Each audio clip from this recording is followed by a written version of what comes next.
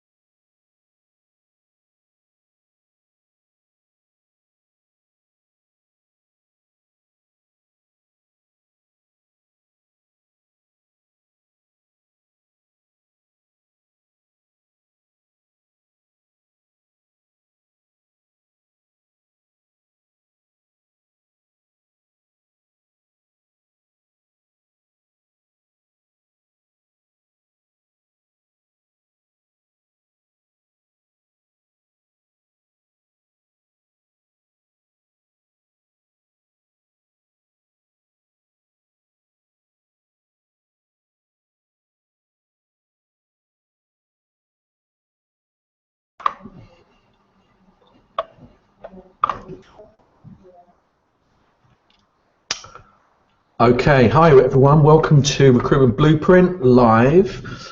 Actually, no, it's not Recruitment Blueprint. What we're talking about? Welcome to Recruitment MasterMinds Live. It's the wrong one I've chosen. Forgive me for that gaffe.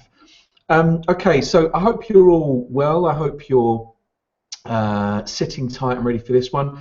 If you're watching the replay, great. Remember that the pop-ins won't happen on your screen, so drop us an email here or roy@royripper.com, and we'll try and get to you in terms of whatever we've promised. Okay, so look, this is Secrets of the Executive Search Expert. It's part 2. We started off last week, and we had phenomenal feedback to it. People saying, yeah, this is a really good timing for this particular subject.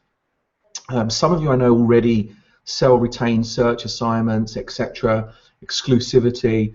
Some of you don't, but you're curious to, how can you implement this into your business? So, look, if it's a good time for you, then that's a great time for me.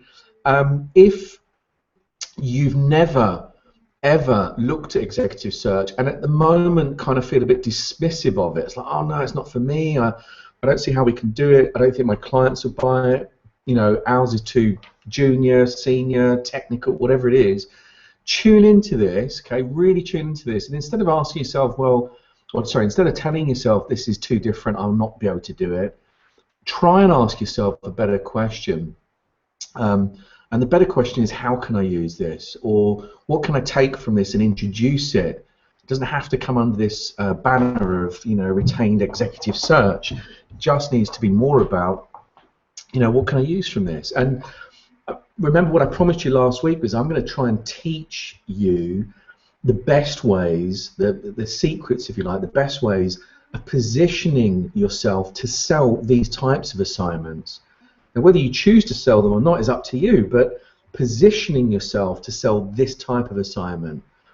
Well, if you position yourself high and you sell other things, then that's great too. So very, very useful sessions, and I know, thank you for the people that are joining us live, and as I said, if you're watching the replay, then good also. I'm pleased to have you on board. So, okay, look, what are we going to do? This week we're going to start to look at why it's good for you and your client, to sell either retained or exclusive assignments. We're also going to look at the different types of retained and exclusive business that you can write, and there's different forms. Some of you I know have got some questions from you saying, oh, what's retained, what's contingency, what's this, what's that. So what I want to do is try and deal with all the jargon that you may hear around you, and also you may hear from clients. Clients may say to you, oh, I'm on an exclusive with this company. Let's just really break it down. What do we mean by that? And then the final piece is, when is it appropriate to sell each type? So what are the indicators? What is it that your client will tell you, your decision makers, what will they say to you that would suggest this is appropriate, or this is appropriate, or nothing is appropriate? it's understanding what those key indicators are. So look, without much ado, let's get straight into this. Let's crack on. Why is it good for you? For the people that are in the room or whatever, just think about that. Why is retained assignments, search assignments, why is that a good thing for you? Okay, just have a think about it.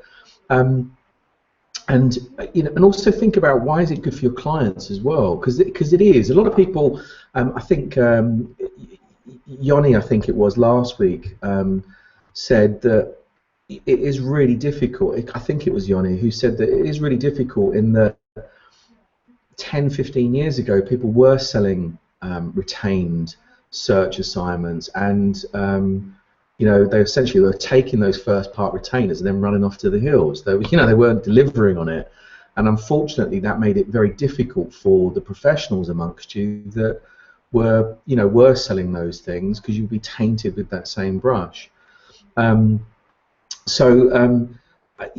What we need to do is remind ourselves of why it's good for us, but also why it's good for clients that you've got that particular service offering. So look, big reason, if you haven't kind of twigged it already, it's a greater guarantee of revenues for you. Okay, it's a greater guarantee of revenues for you. Many of you know that the team that I was running at Greycoat, I had 25 fee producers, and the business was 100% retained. And remember, what I'm saying here is that 100% retained is not the best model. It's not the model that I would choose if I was going back to that again. It would be a mixture of retained and contingency. But these guys, or that business, was 100% retained. But one of the strengths of that business, one of the reasons why our board, our executive board of directors was so happy, is that unlike most perm businesses, unlike most perm recruitment businesses, this one had a revenue model more in common with the temp and contract recruiting model. And what I mean by that is temp and contract, if any of you are running those desks, or you've run those desks or divisions before in your businesses, the reason why we like that type of business, the reason why investors or shareholders like temp and contract recruitment businesses, is that there's a book of business, there's a constant recurring revenues based on the contracts that you have to supply teams, and that's a great model to have, as opposed to the traditional perm business model, which is placements one month, maybe placements not another month. You can't reliably predict or forecast your revenues ahead, accurately. It's kind of like, okay, our pipeline's full and we think, and we're on target to do that. Whereas the temp and contract model, it's pretty much, if I've got, I don't know, 50 temps out or 50 contractors out, they'll know the revenues that are involved, and they'll know that, on average per head, that's what we're gonna bank. Well, the reason why Corporate Services Group PLC loved our model was that my 25 fee producers were able to, with accuracy, reliably forecast what they were going to do, probably 3 to 6 months in advance. So they knew the number of first stages retained fees that they were going to get. They knew that if they won those first stages, they knew that they would almost invariably get to second stage, i.e. Shortlist stage, and be able to invoice on that. And they also, because we were so tight on our process, they know that within a given time frame, they would be delivering the third stage of that particular placement. And that's a really good position to be in. Okay, as a business owner or a director of that business, I've got to say to you, it gives you real confidence when you can guarantee, or a more so what's the word that I'm looking for? More certainty about revenues and income. If you've got more certainty, what it helps you do is plan. It helps you build your business. I knew that I could recruit more people. I knew that I could train more people. I knew that I could, consultants, I could afford to, sort of put in pay rises and schedule those things, because I could accurately forecast what our revenues and profit were going to be. So that's a big reason, okay? The other, other reasons, and by all means, guys, join in if there's anything there that you would. Let me just check that you haven't already. If there's anything you guys could see as benefits to you, why is it good for you or your clients that you sell retained or exclusive assignments? Another big one is a profile boost for you. I think that when you are, as I'm trying to do with all of you, okay, so as business owners, what I'm trying to encourage you to do is, even if it's a small recruitment business that you operate, it's using the kudos and saying, look, remember the line that I gave you last week? Thank you for that assignment. Your timing's great. I'm just finishing off a retained assignment for another client. What it does is it positions you. Okay, it positions you. Okay, you're the MD of your recruitment business, but it positions you as an authority within that niche, an authority within that that chosen specialization. And clients will, when they hear those, and I'm not just talking about, just say you are and then you're not. It's like you have to deliver on it. But all of you, I know, that are in masterminds do deliver at that level. You are more than capable. It's just the way you package it. Some of you are your industry's best kept secrets. You don't really broadcast that. Oh yeah, we work at that level, or I'm retained on certain things, or I'm not retained, but I should be retained on senior level positions. This is an interesting one. Some of you put up here. It's a profile boost for your client as well. That's really, really true. Some of the early search assignments that I sold were into industries that didn't traditionally operate that model. So we'll go into this in a minute in terms of different levels and how it is. But remember that 20 years ago, 30 years ago, traditionally executive search was only operated at very senior levels, so 100,000 plus salaries. And at the time that I started up, my two retained businesses, I went for I just thought to myself, well, hang on a second, there's a big difference between, say, a 30,000, 40,000 salary and 100,000 salary. Who's doing that? And there wasn't anybody, Really quick story with Greycoat.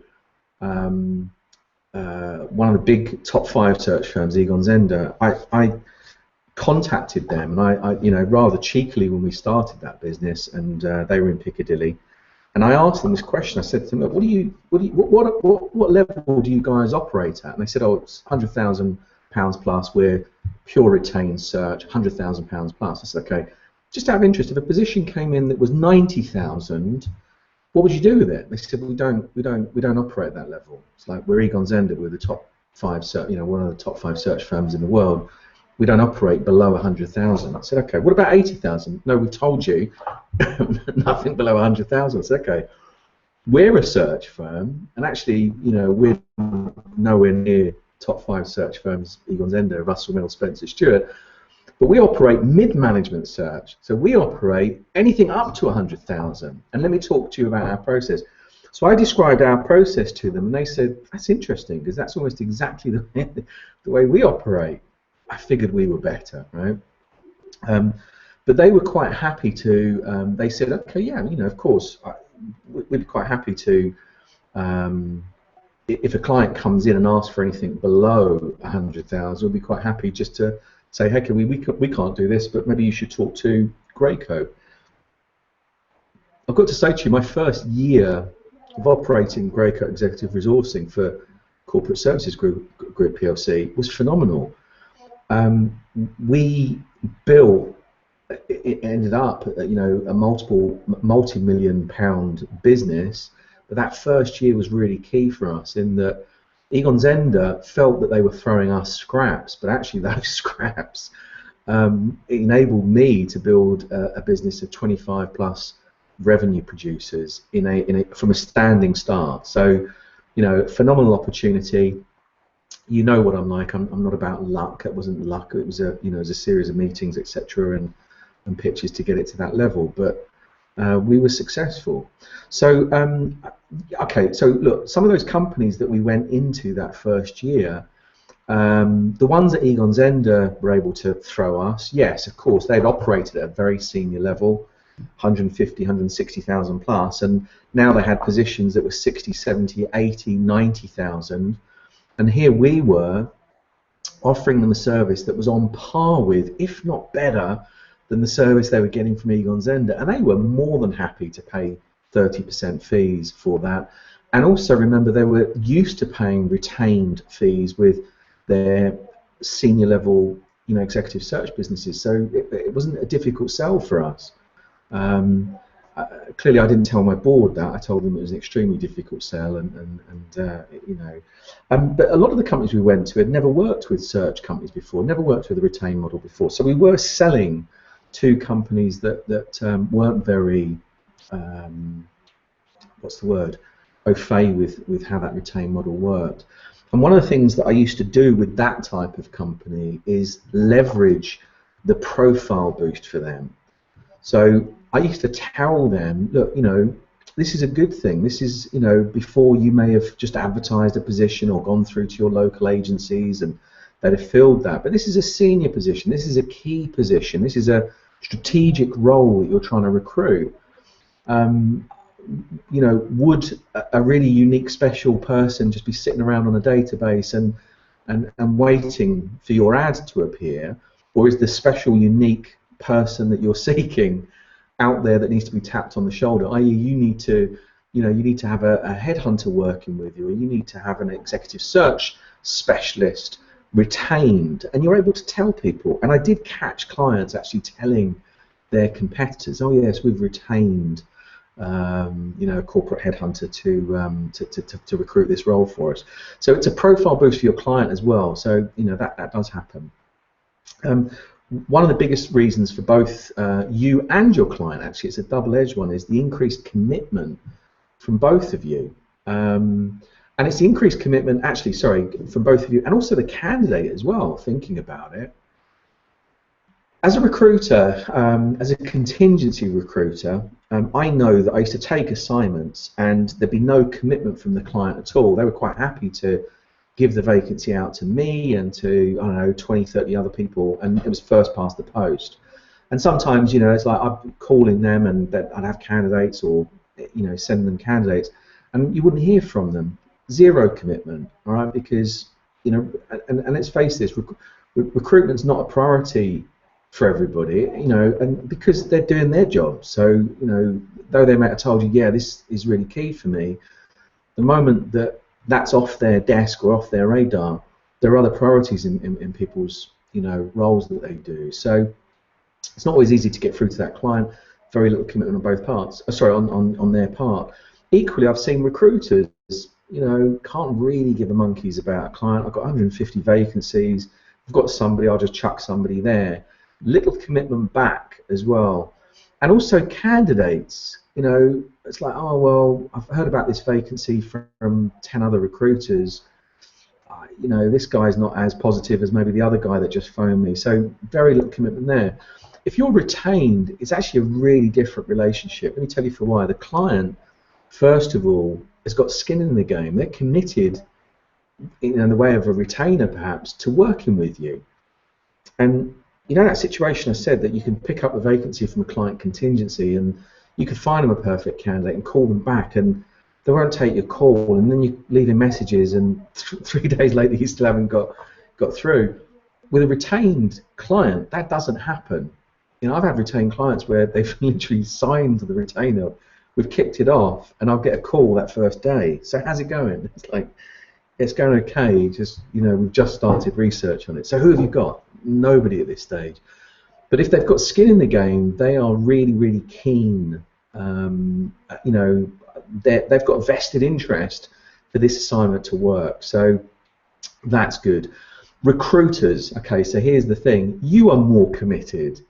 And as a business owner, I know you would be, of course you would be, because, clients paid you a fee, etc.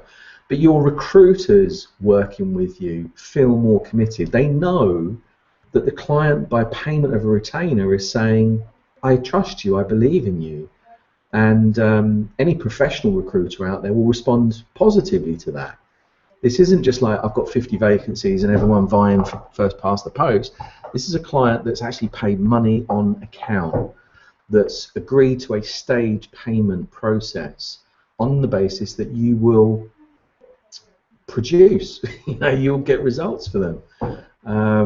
So I find that. The other thing is I found candidates, when I approach candidates, when you guys approach candidates and you say, look, I've been retained by my client, professional candidates at the right level, they'll know exactly what that means. They'll know this isn't a usual recruiter client relationship. It's not like that. It's not, they'll deal with recruiters that say, oh yeah, my client's really interested, and then weeks go by and they're not getting feedback and they don't get proper information.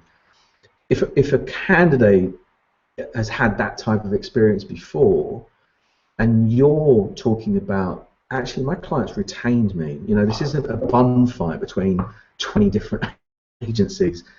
I'm doing first interviews on behalf of my client, so work with me. I'm in control of this process. I'm aware of this process, and it's me that kind of makes this happen. So, candidates I've found are more reassured by that. Other things, clearly it's going to boost your database. Think about this. If you're being retained, you're being paid by your client to source candidates for them. It's one of the objections that a client used to come up whenever we were saying, they'd say to me, yeah, but if we pay you a retainer, you're going to source candidates and I'm going to recruit one of them, but you're going to have, like, I don't know, 20, 30 other candidates on your database. I don't want to supplement that. So, that's an objection. Let me tell you how I used to turn that around. I'd say to them, no, actually, those candidates belong to you. Those candidates belong to you. If you've paid me, you've retained me, those candidates belong to you. And what I mean by that is you're free to recruit as many of those 20 to 30 as you want. It's only the ones that you reject that, of course, it's like, I've gone out to those people proactively, I've sourced them on your behalf, but I can't just leave them hanging. I've got to say to them, okay, I'm sorry, for whatever reason, your skills were different to the ones my client was looking for. But would you want it any other way? Actually, I did have one client who said to me, okay, I get that, it's really good.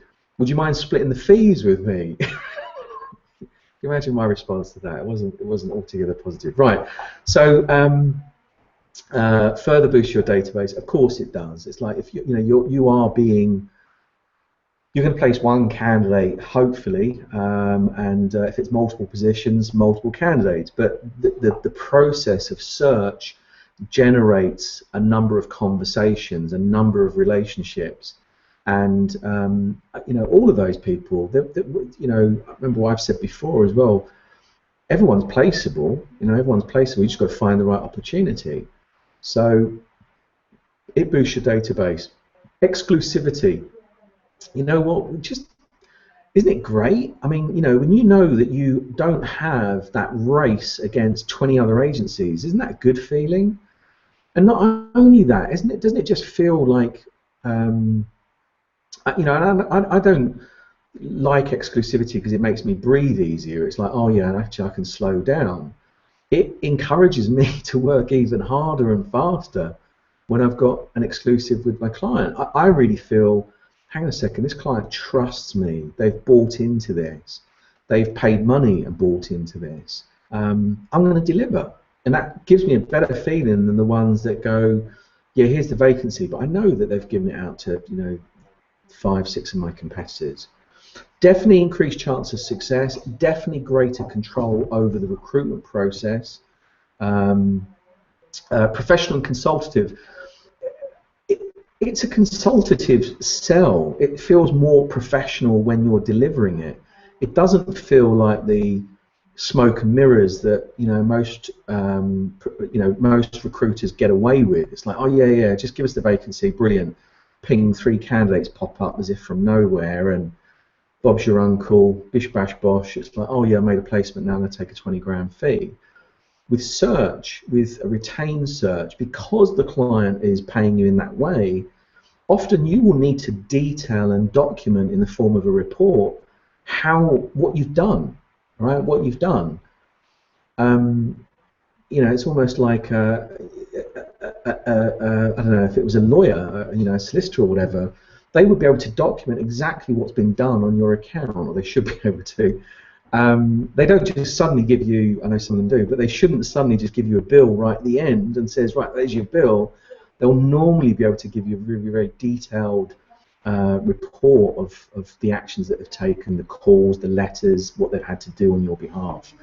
And it's the same kind of thing, you know, it's like this is part of what you'll do. It demonstrates market awareness. Now, you know, I think that's better when you are a niche specialist to be able to say, okay, as a, you know, retained search specialist within this niche, every assignment you do, you're going to learn something, okay? If you're able to sit in front of a client and they say, okay, I'm looking for a sales director from, you know, I don't know, FMCG or whatever, and these are my top competitors. If you've operated search in this, every position that you've searched for, you collect data. So you'd be able to turn around and say, look, off the top of my head, I know that there are 3 directors working your, sorry, 3 potential sales directors, but they're all earning more money than the package that you're offering. So what do you want to do there? Or, you know, the salary that you're offering, I think, won't attract that level of person, but maybe we could go for sales managers. I know that there are 2 sales managers in one of those competitors for you. So it's that market awareness in a meeting that is priceless. You know, clients really, really will buy that. They'll go, wow, it's like, you know, that's the type of specialist they want. It's not a recruiter that will go, okay, brilliant, give me a vacancy, I'll bang up an advert on Monster or JobServe, first past the post, if there are 20 candidates that respond to that, here, let me shift you the 20 CVs, and if you take one, I'm going to charge you a fee. There's no skill in that, and you know, you guys know my views on lack of skill in certain recruiters. Okay,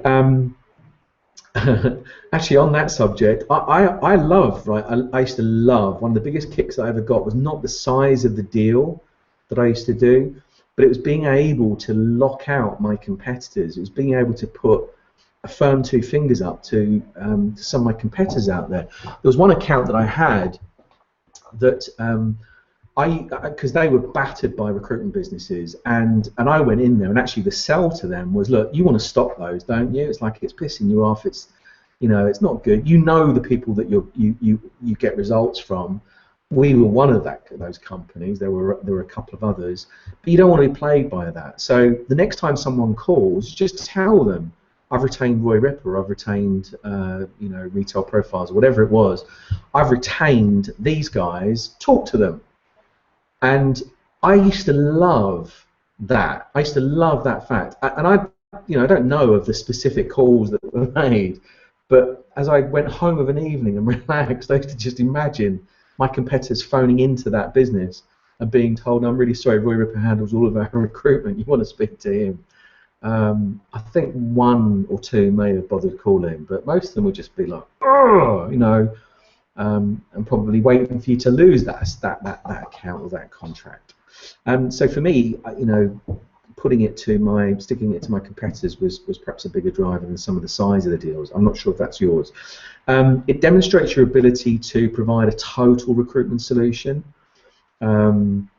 So, you know, being able to bring things together like research and advertising and qualification, and then interview prep, interview debrief, it demonstrates that you can manage the entire process, you can deliver an entire solution to them. I also just finally, I think it enhances your relationship with your client. You know, you get retained by somebody, it's amazing how close you get to that client and to their process. You know, any of my people, it's like any of the consultants that I had working with me, they would just get so close to the client. Part of what we were doing was selling the benefit of a consultant sitting in on the first interviews with the client, doing the first interviews with the client, and the recruiters that I was training on this, they were like, there's no, I can't sell that. How will we sell that? I was like, just do it. And they would pitch it. 9 out of 10 would say no, but the 1 out of 10 that would say yes, it's amazing, because can you imagine how much you would find out about your client and your client's interview process by just being in there.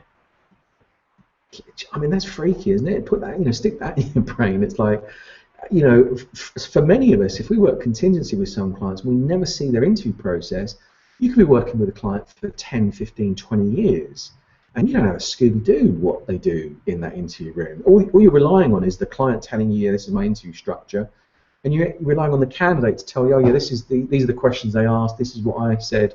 But you don't know what that client's eye contact is like. You don't know what their behaviour is like. You don't know if they're, just rude and, I don't know, sit there looking out of a window or whatever. You don't know that stuff. If you sit in on those first interviews, wow, what an insight. Excuse me. So, that enhances your relationship with your clients. Your clients will see you as a trusted advisor, not as that supplier. Oh, those are the agencies that we deal with. This is a relationship in the way that you would have maybe with your accountant or your if they're honest, your accountant or your lawyer or whatever. It's like it's a trusted advisor relationship, and it's really different. For the people out there that have sold retain, you know exactly what I'm talking about. For the people that haven't yet sold one or delivered one, you will know the moment that you start working with them on that level, you will see the difference. And I promise you, it's really hard then to go back to a different relationship, a contingency relationship that's not based on trust. It's very, very different. Okay, look, I want to talk about the different, unless you've got any questions on there. By all means, if you've got questions, just put them up there for me. Actually, I've seen a few here, and if you don't mind, I'm going to share them with you. Natalie, I hope you don't mind me putting this out there. I read an article with a great line. They would rather have one external recruiter that is totally committed to filling one of their open jobs than 10 of them all saying that they'll have a look around and fire over some CVs with one of them getting lucky. Brilliant. And actually, if you can find that article, I'd love to use that and quote that. The article there says they would rather, clients would rather have one external recruiter that is totally committed to filling one of their open jobs than 10 recruiters all saying, yeah, I'm going to have a look around and I'll fire across the CVs. That's what a client wants, somebody that's going to produce results. So, yeah, brilliant. Thank you, Natalie. If you find that article, please post up a link or whatever. We'll all have a look at it. They're buying the confidence that they're probably hiring the best candidate currently available. And you know what, Natalie, just taking that one stage further, the biggest line that I used to use when I was selling retained search assignments was I'd ask my clients, do you want the best candidate available in the market, or do you want the best candidate available on the market, i.e. someone that's responding to job adverts, someone that's posting their CVs up all over the place, someone that's registering with 20 agencies, or do you want the best candidate working in the market? These people aren't currently available. They're not posting their CVs up into, CV library or whatever it is. They're not looking for a job.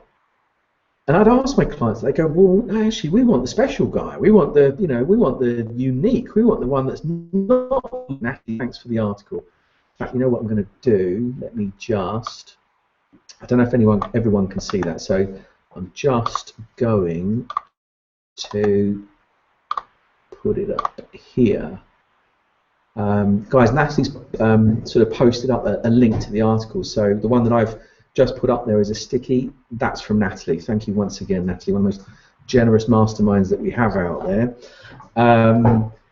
Where was I? So, I used to, it was a straight kind of positional sell in that, do you want the average person that's out there knocking on everyone's door, the one that's touting themselves, the one that's on the market, trying to sell him or herself out there?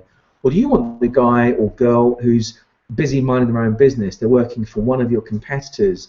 They've got their head down. You know, they're so good. They're not worried about new jobs or new careers. They're probably getting paid reasonably well.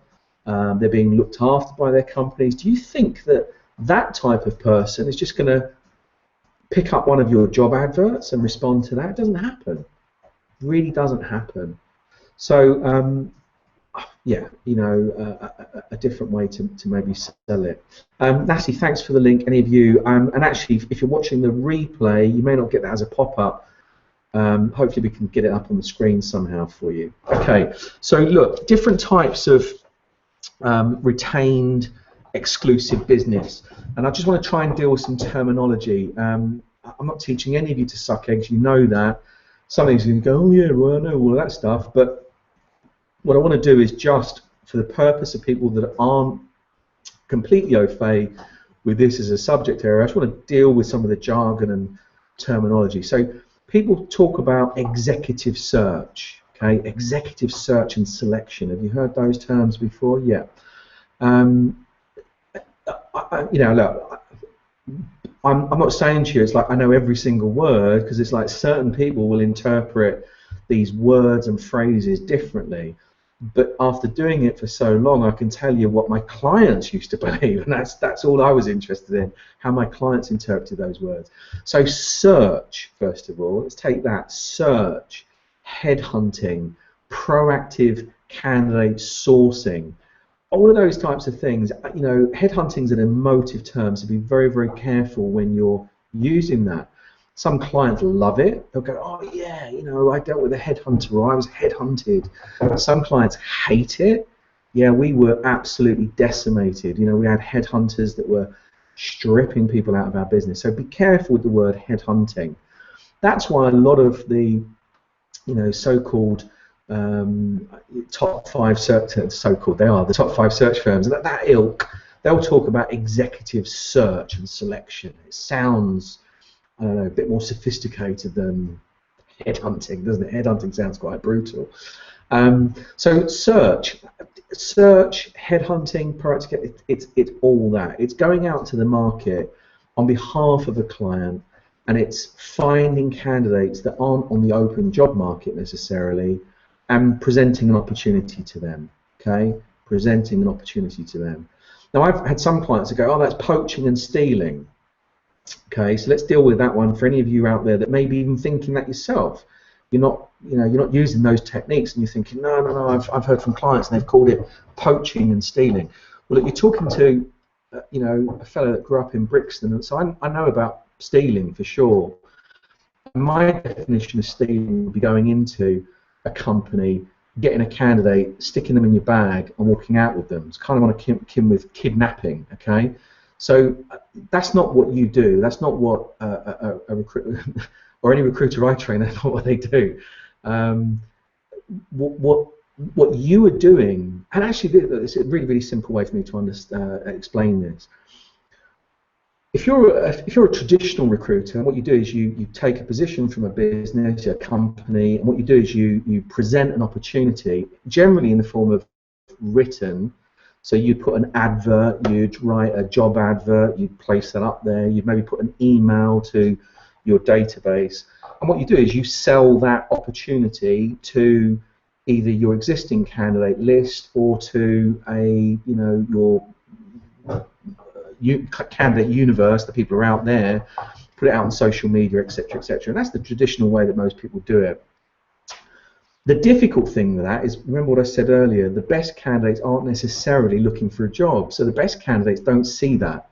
If they're not scouring Monster or JobServe, or, you know, or they haven't got those on alerts, why would you? If you're not looking for a job, why would you see that stuff?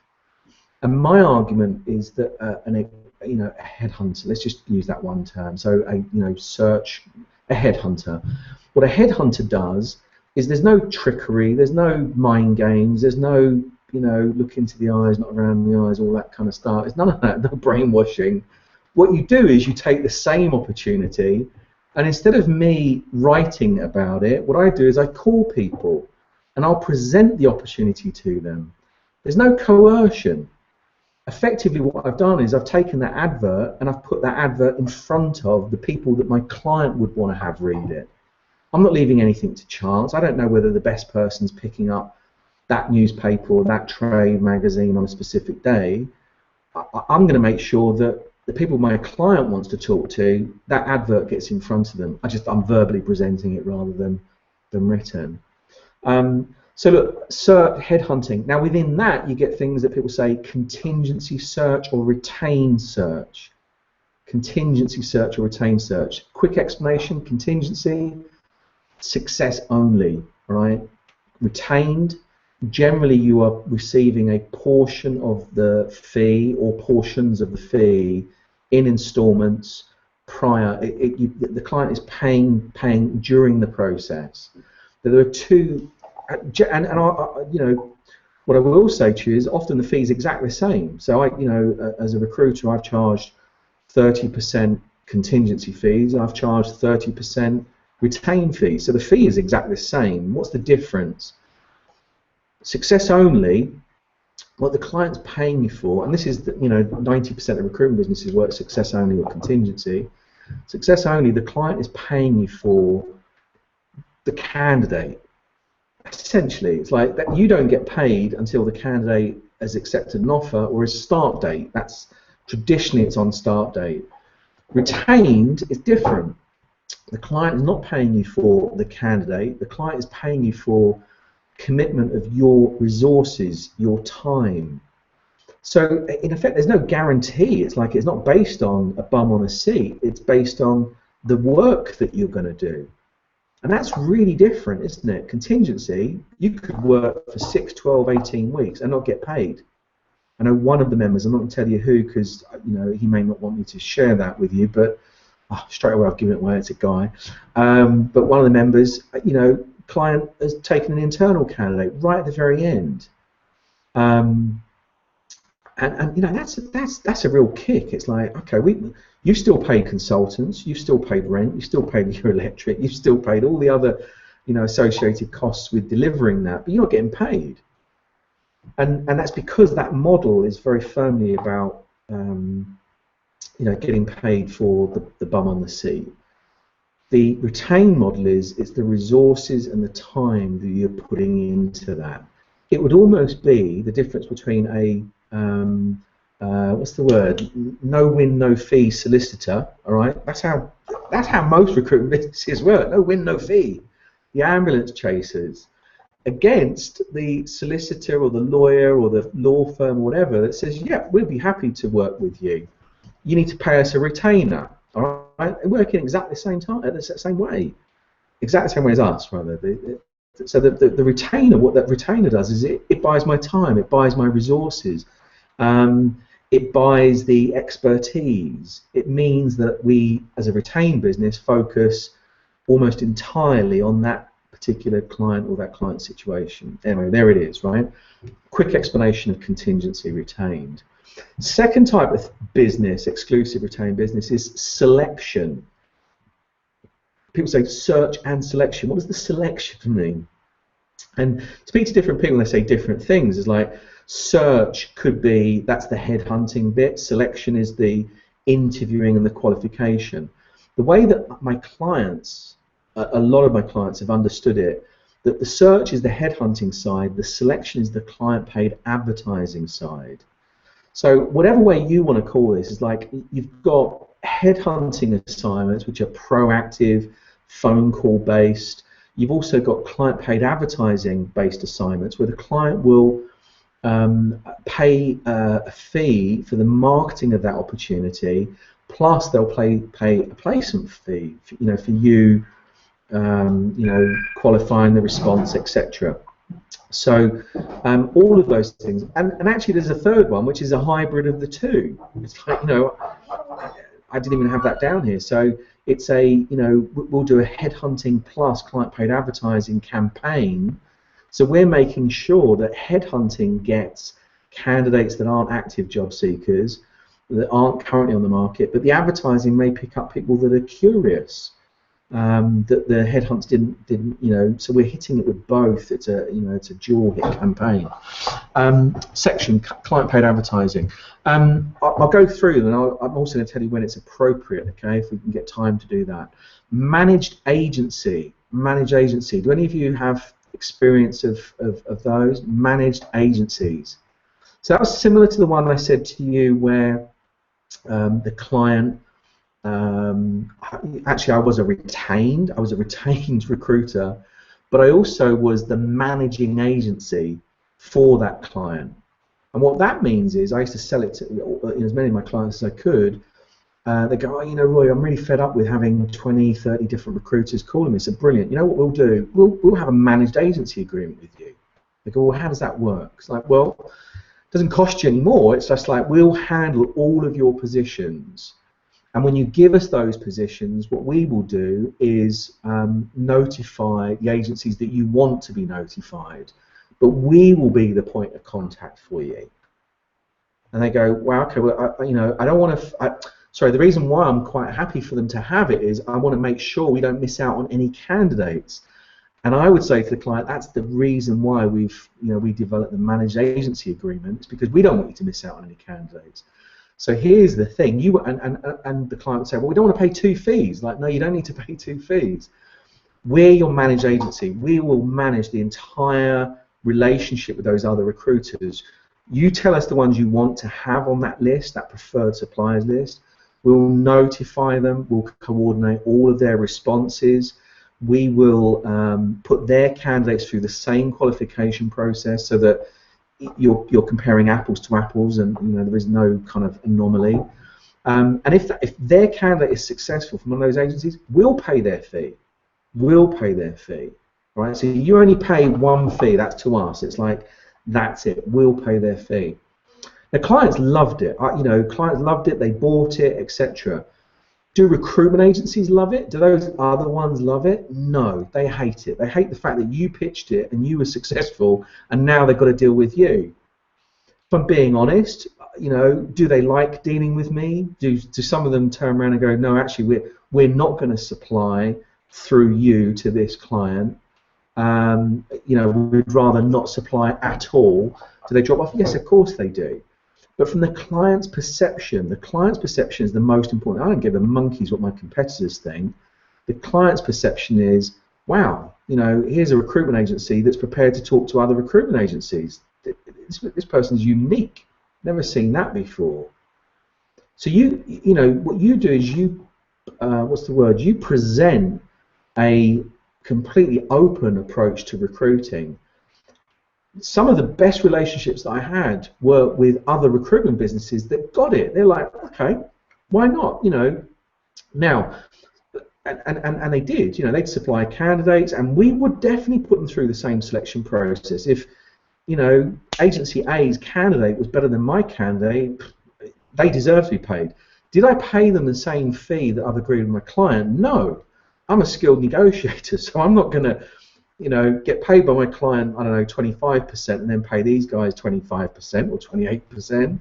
Get stuffed. It's like, you know, my managed agency agreement. So I'd negotiate very, very hard with those clients, with those agencies. Sorry, the agencies generally, I've got to say to you, the ones that went through it enjoyed the experience because my control of the process, my control of the client, my control of feedback was actually better than some of the relationships they'd have directly with the client. So swings and roundabouts, but we enjoyed some really good relationships.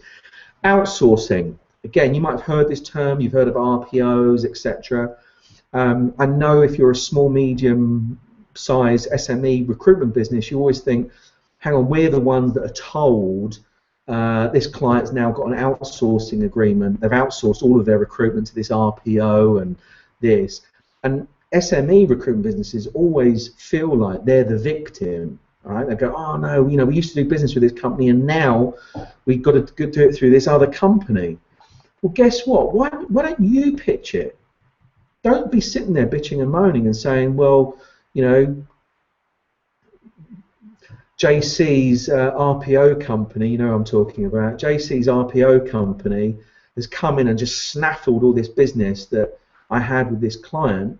Well, stuff them. You know, why are they going and pitching into your clients? And in fact, what are they pitching?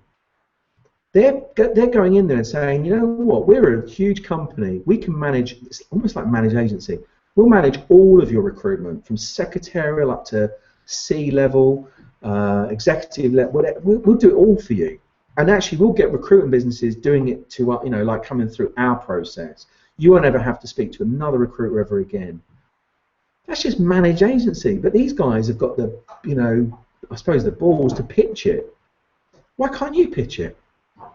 Ask, you know, if you're in those situations with your client and you're saying to them, you know, how much is recruitment costing you? A really, really good company to try and pitch outsourcing to would be a company that's not too small, because like a small company doesn't really have a need for that. It's probably more cost effective for them to be using the odd agency and then having internal recruits and filling it through family and friends and your network. But it's that business that's in that growth phase where they start to think, oh, you know what, we're now the size that we need to have, you know, a HR team and maybe some internal recruiters and etc. And when you speak to those companies, they say, well, we're still using loads of agencies and our agency bill is X over the year. The outsourcing pitch is really understanding how much they are paying in recruitment fees and in internal recruitment costs. So what I mean by that is there is an internal recruiter, what's his or her salary and package, how much is it costing them to have that function in their company, how much are they then paying on external recruitment fees. That's the total budget. If you can put a proposal together that shows a significant saving on, not on budget, on that spend, then why can't you? Why can't you go for that business? And actually just be good to go for it. You know, what does it do? It positions you as somebody that could. But when we just sit there and we allow these things to go on, you know, and RPOs, etc., going off, and I know what some of you are saying, well, you know, I'm not as big as an RPO, I haven't got the technology to behind me. That's not an excuse. That really isn't an excuse. It's like there's technology out there available to you. It's just about, if you knew that you had the business from 2 or 3 of those types of clients, wouldn't that give you the confidence to go and invest in some technology or go and invest in some you know, some sourcing, you know, suppliers or whatever, external, overseas, internal, I don't know. Whatever you want to do, it's like, but it would give you the confidence because you know I've won that contract, I've won that assignment. I can quite confidently, you know, plan expenditure there. Okay, similar to outsourcing, you may have heard this phrase, outplacement. Outplacement. Have you come across that one before? Outplacement really started, I think, around about the late 80s, early 90s. And it was where there were a lot of redundancies being made, you know, maybe at kind of like mid-level, mid and senior level. And instead of, you know, back in the good old bad old days, instead of just, you know, going into a meeting and someone saying to you, I'm really sorry, John, you've been with us 20, 30 years now. Sorry, I'm not laughing as well. So you've been with us 20, 30 years. We're going to have to let you go. Thanks ever so much. Here's a clock. You know, there are more and more of these people being made redundant, and there was a lot of pressure on companies to be seen to be doing the right thing, but they weren't sure what to do. They really weren't sure what to do, so they engaged with specific outplacement agencies. Now, these weren't recruitment businesses. Some of them actually were recruitment businesses, but they started these outplacement divisions or separate companies, but, you know, born out of recruitment businesses. Now, the outplacements firm's role, they were brought in. So, you know, again, back to that conversation, John, you've been with us 20 years. I'm really, really sorry. We're going to have to let you go. Redundancies, etc., etc. Here's a clock. Well, on top of here's a clock, John, we've also got you an appointment with one of the top outplacement agencies in the country. These people will spend time, they'll interview you, they'll help you put the CV together, they'll come up with a, you know, job searching strategy, they'll try and introduce you to clients, etc. Is this all sounding a little bit familiar? You know, what I've just told you an outplacement agency does, do you do that? Yes, you do.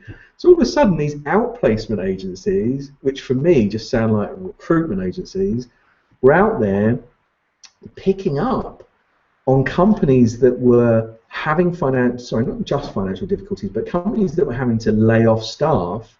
These companies, the switched on ones, were seeing it as an opportunity. Okay, it was an opportunity for them to rebrand, repurpose. It's like, yeah, I'm a recruitment business, but heck, why can't we sell that service to somebody that's trying to lay off staff, rather than just selling it to companies that are trying to recruit staff? Genius, right? Now, those outplacement agencies, and there are, you know, several of them worldwide, they don't do recruitment. It's like, we're an outplacement agency. But how about you? You know, and I'm not telling you go out and actively sell it, but to be able to turn around to your clients and I don't know, just in your listing or the services or whatever, the things that you offer, outplacement, because you're going to get somebody that will say to you, like, I noticed this on your you know, list of services. What is that? What is that? How does that work? Because you can't actively promote it. You couldn't say to all of your clients, just to let you know, if ever you're in financial difficulty or laying off any staff, we do have an outplacement division.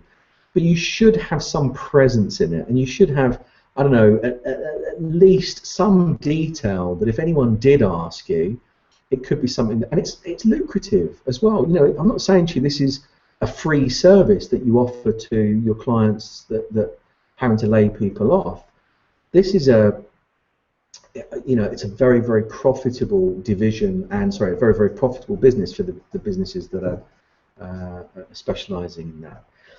The final type of exclusive retained business is perhaps the one that you will be most familiar with if you're not already selling retained, and that's sole agency. Sole agency. I don't know whether the estate agents came up with it first, or whether recruitment businesses came up with it first, or whatever it is. I don't really care. But this was one of my first exposure, if you like, to selling retained business, retained search, retained headhunts, retained client-paid adverts, whatever it was. This is where I cut my teeth on selling sole agency agreements.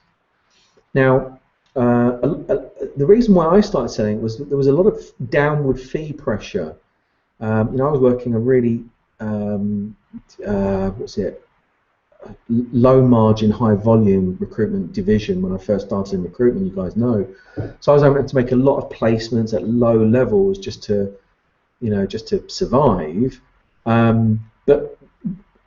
And it was always downward fee pressure. So, you know, whatever fee we were, you know, saying, oh, on that salary our fee will be 15%. They go, oh, 15%. I've got so and so offering it to me at 12 and 10 and all those kinds of things. And at first, I just used to use it as a way to be able to justify to my boss of why I'd cut a fee, because I hated cutting fees. But I used to use it as an excuse. So the only way, what I would do with the client is, look, I can't do it at 10% or 12%. I'm not able to do that. I'm happy to consider a reduction. I can go from 15 to maybe 13 or 12. Actually, I would never use that pitch. I'd only give them one. I'm happy to go to 12, or I'll be prepared to go to 12 if, and only if, there is the caveat, if I can get this on a sole agency agreement with you. They go, well, what does that mean?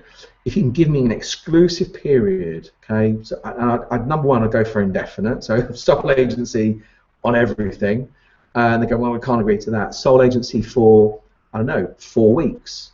Back in those days, I'd have been happy with a week, because a week, you know, a week's advance notice, or a week to work on a position before my competitors got onto it. I used to have about 20 people that I would compete against in my market. A week ahead of those guys, I could get it filled in a week, you know. So sole agency, it doesn't matter how you cut it. It's like just getting advance notice, just being able to get a period of exclusivity on it. That would be worth it. So I used to use it almost as a way to justify, you know, having to drop the fee. There's some of you go, well, I don't want to give away anything. No, I agree with you. I don't want to give away anything. But if ever, and if ever you've done any negotiation training with me, I always talk about never ever give something away. Always trade it away. Okay, so don't just, you know, drop your drawers on the first date. What you're trying to do is you're trying to say to somebody, look, I'm happy to consider that, but in order for me to consider that, I have to get this. I can do this for you, but I need this in return. Any person that's negotiating, if you feel like you've got to give something up in order to get something, this makes this more valuable. If you just give it, it's like, wow, I should have asked them for more. I know, I'll do it next time. So always trade it, okay? Trade it, never ever give it away. Okay, so guys, look, we've spent a long time, and I'm so sorry because you know, I love talking about it, but we've talked about all of the reasons why it's good for you and for your client and for your candidate that you have this suite of services or solutions that you can offer clients: retained, exclusive, sole agency, managed agency, outsourcing, outplacement, types of assignments. It positions you. We're not just recruitment consultants. We're not just recruitment businesses. You know, we're remember, again, I've told you this as well, that I think in order for us to grow as an industry, in order for us to not just survive but thrive the next 20 years, you have to be seen as somebody that's adding more value than just a bums on seats merchant. If you're just someone that does that, then, you know, internal recruiters are just going to surpass you. All right, they really will. Internal recruiters, competitors, technology, that's all going to surpass you. If you're stuck in that, you know, dinosaur mentality of I'm a recruitment consultant, that's all I do. I'm a recruitment agency, that's all I do. I find jobs, I find candidates, I get them together, I get paid.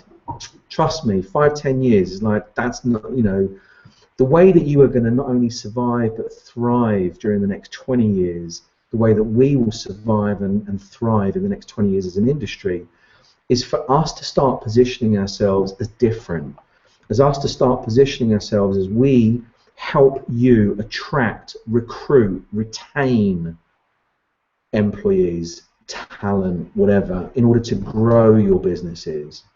So that's a whole string of things. That's more consultancy based. That's where outplacement comes in. It's, you know, it's managing that back end as well. I truly believe that recruitment businesses are going to be judged in a very short space of time. If they are now, I know that they are, but as an industry, we're going to be judged not by our, you know, how many people do they bring into the business, but it's how many people do they bring into the business that stay in our business. That's how we'll be measured over the next 5 to 10 years. Okay, some companies are already doing that, and they're not just looking at, oh yeah, this company, you know, puts 20 placements, 30 placements in a year, or you know, X number of contractors. They're judging on how good are those matches? What's the average tenure of one of those members of staff? Are they staying with us for 6 months? Are they staying with us for 3 months and then going after the guarantee period? All of a sudden, we're being measured on a completely different set of stats than we were, you know, 5, 10, 15 years ago. So we need to upskill. We need to look at what else can we be doing for our clients? Where else can we be adding value? And giving them the benefit of, you know, our experience and professionalism within what we do. Okay, listen, I know I've gone over on time. I always do, and apologies for that. Next week's session, what I'm going to do is look at how do we pitch this. Okay, we're in a client meeting. How do we pitch this? And I'm not going to build this up into I don't know, you know, as a kind of ta-da moment, but this is my subject. This is meat and potatoes for me. Okay, this is the subject that I love as a headhunter in this market.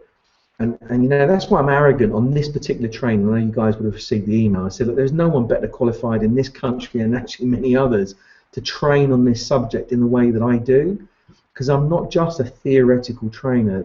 This is someone who, this is what I used to do for a living. I'd be out in meetings, 2-3 meetings a day, 4-5 days a week, pitching these services, pitching retained, and actually winning the most of them. Okay. in the beginning I would have lost them, but that's all learning for me, and that's what I want to give you in these sessions that we're doing. So next week's session I'm going to move to higher level pitching retain solutions in your client meetings and winning them. Okay, I'm going to tell you how we do that. Till I see you the next time, remember, work hard on your recruitment business, not just in it, and make a difference in the lives of your clients, your candidates, and your colleagues. Speak to you soon. Take care. Bye-bye.